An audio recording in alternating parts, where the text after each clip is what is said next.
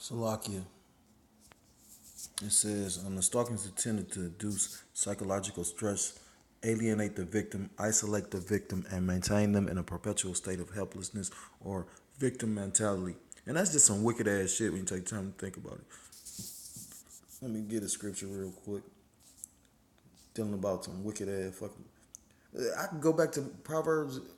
Uh, Micah 2 again though. Like, just for you to sit up there and they came up with a whole strategy to just fuck you up. So yeah, a person like that ain't gonna be.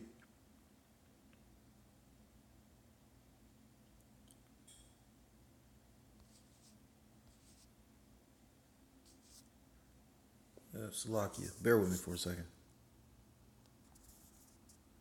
Salakia. This book of Psalms 28:3 says, "Just draw me not away with the wicked and with the workers of iniquity, which speak peace to their neighbors, but mischief is in their hearts." And that's this so-called white man or this red Hebrew Edomite, this pale person. You know what I mean? You know, it it says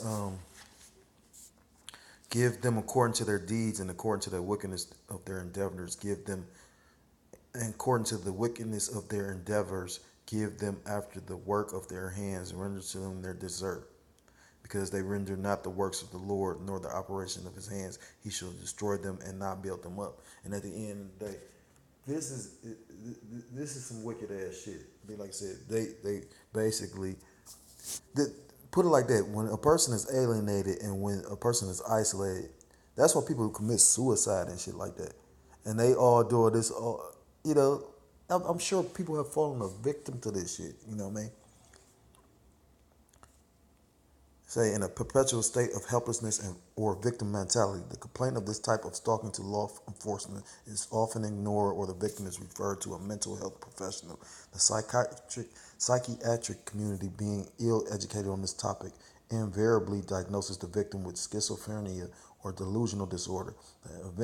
Discreditation the eventual discreditation of the victim through the diagnosis of a mental disorder is probably the ultimate intended goal of the perpetrator. This type of stalking is not a new phenomenon, and it gets its roots from an FBI operation called Counter Intel Pro. Between 1956 and 1971, the FBI directed a number of covert operations known as Intel Pro, an acronym for Counter Intelligence Program. Their goal was to infiltrate and subvert certain social and political groups that were deemed as a threat to national security.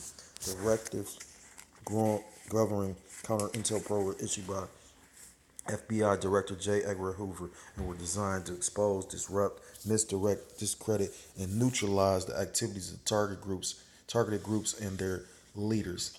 Did that not just go with the scriptures I just read? Like,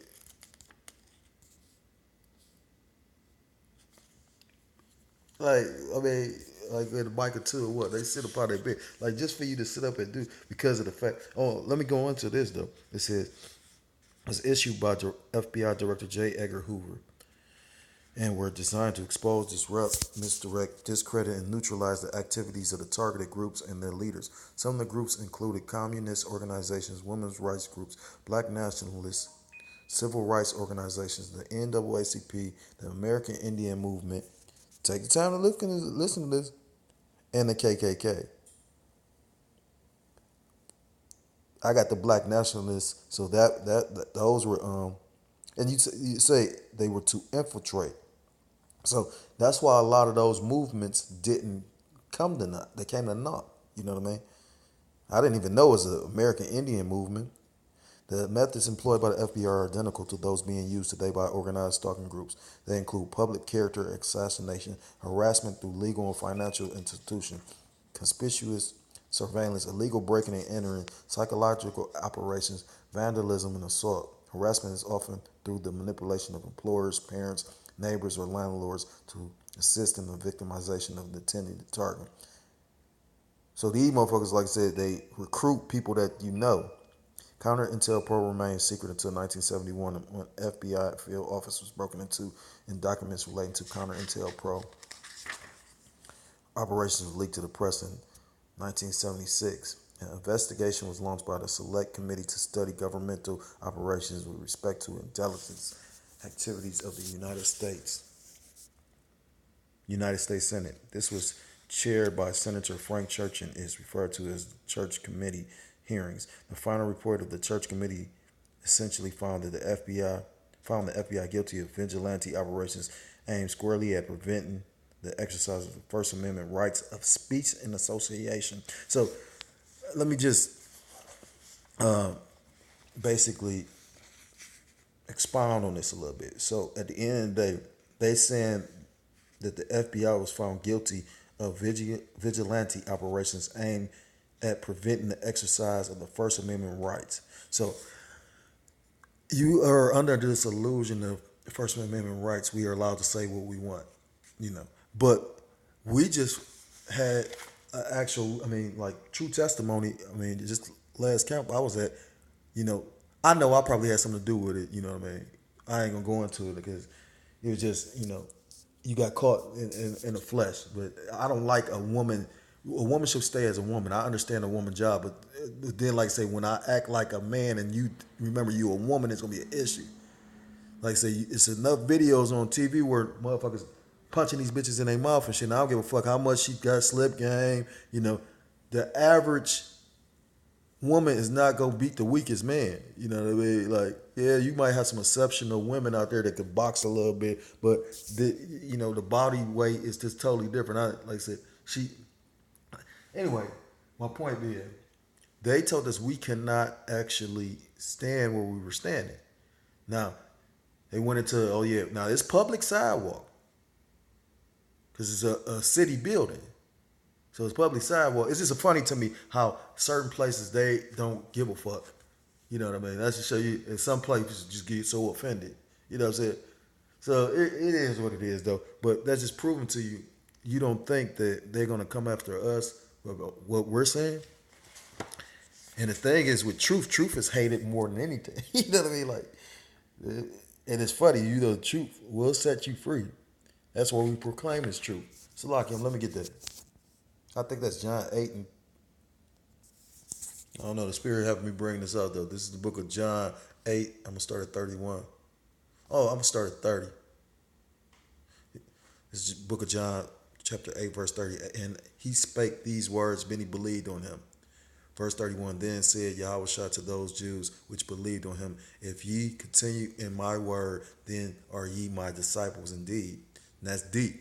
So that's how you're gonna know who was the real true disciples of the most Lord, Salakia, of the Lord Yahweh Hamashiach, because of that that's how you're gonna know who the prophets are, because they're gonna do what the prophets will be doing. They're gonna be out prophesying. The true disciples are gonna be following the law, statutes, and commandments, no matter what, through persecution, through all the affliction, and through all the way on pain of death. Verse 32, and ye shall know the truth, and the truth shall make you free. And at the end of the day, if the truth will set you free, and truth may set some of us free through, like, because you're gonna have men that's gonna die martyrs' deaths. You're gonna have men that don't have to, their lot is to take this word all the way onto pain of death. But you also get a reward with that, because with reward with that, you are the first fruits of the kingdom. So you're gonna be brought back, first. In that immaculate body, more than likely to come wreak havoc on this motherfucking wicked ass place when Yahweh Shah HaMashiach come back. Well, the good thing about this chapter, it wasn't very long. You know what I mean? Next time I'm gonna proofread it.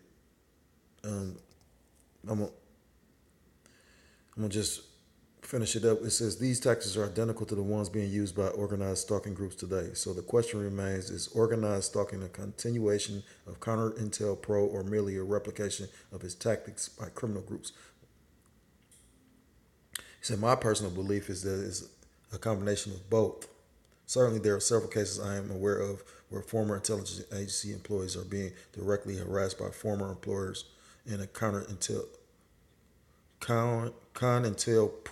fashion. However, most victims of organized stalking are not whistleblowers or former intelligence agency employees that would awake the ire of the intelligence community. The majority of victims are citizens with no ties to radical groups.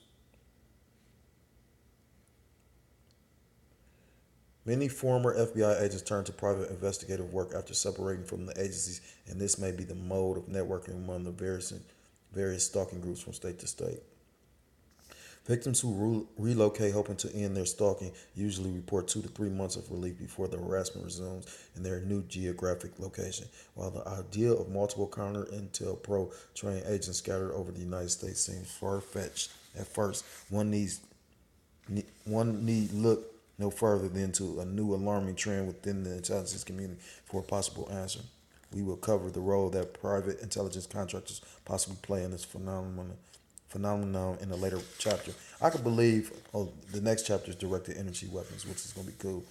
I may do um, the next chapter this week as well, Lord willing, if he permit, because it's only like 12 pages.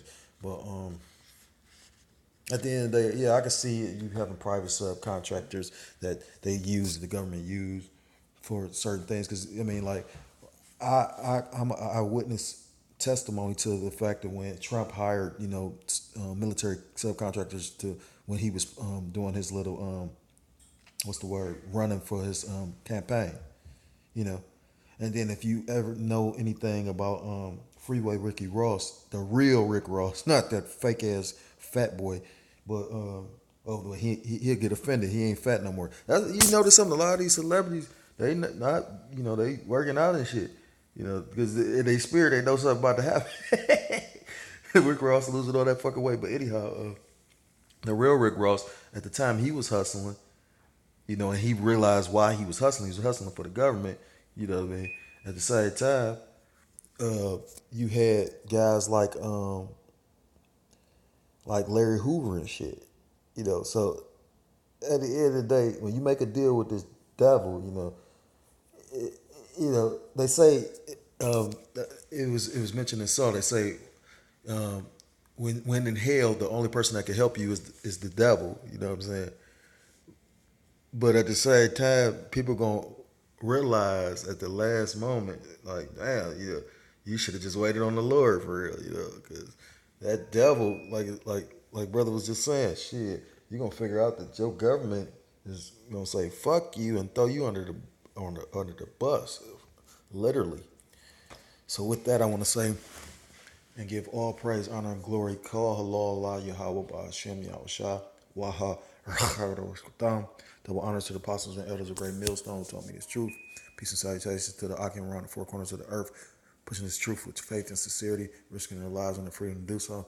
Shalom to the Akwath and the Akim out there listening and learning. Lord willing, this was an edifying video. Salakia video. Shalom to the confusion of face, brethren, join onto our ranks. And Lord willing, I don't want to work this out. I can start this next chapter if the Lord allow or permit. And with that, I want to say shalom, shalom. You brothers and sisters, stay up, stay prayed up, stay listening and learning,